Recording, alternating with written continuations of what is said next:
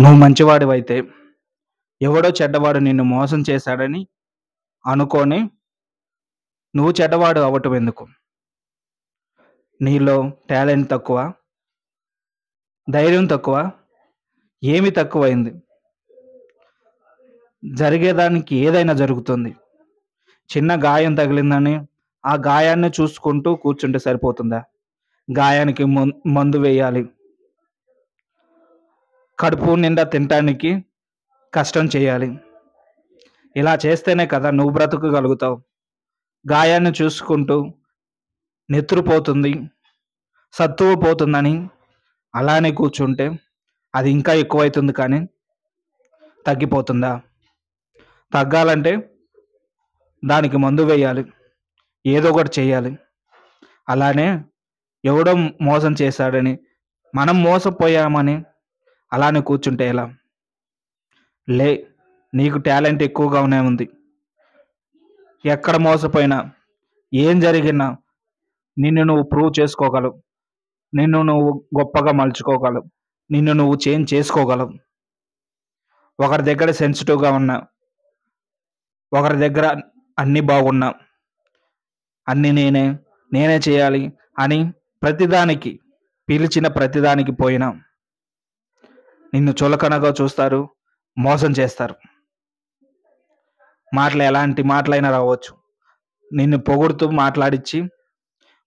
మాట్లాడుతూ నీ చేత అన్ని చేపించుకోవచ్చు. లేకపోతే నువ్వే దిక్కు, ఎవరు లేరు అని నీ మనసుకు తగ్గట్టు మాట్లాడి ఏదైనా చెయ్యొచ్చు. ఆ మాటలకు నువ్వు లొంగగాకు. నాది కాదు అనుకొని సైలెంట్గా ఉండు.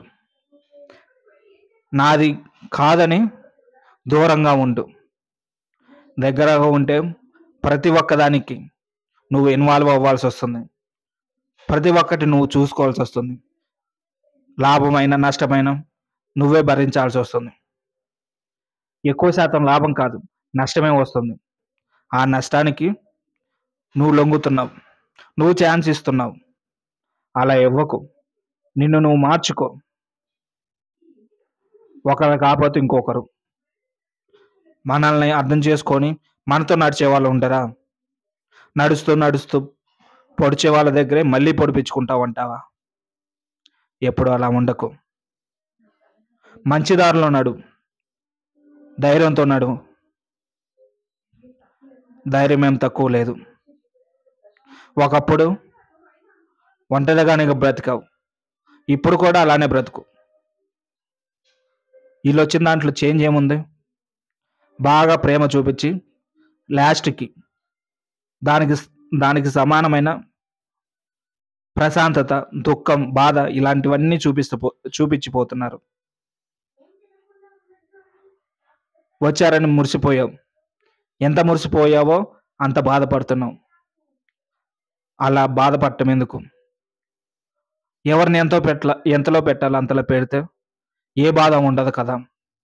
ఒంటరిగా బ్రతికితే ఎలాంటిది ఉండదు కదా, ప్రశాంతంగా ఉంటుంది. నీకు చేసేవాళ్ళు, నీ గురించి వచ్చేవాళ్ళు, నీకు మంచిగా చెప్పేవాళ్ళు ఎప్పుడైనా నీ దగ్గరే ఉంటారు.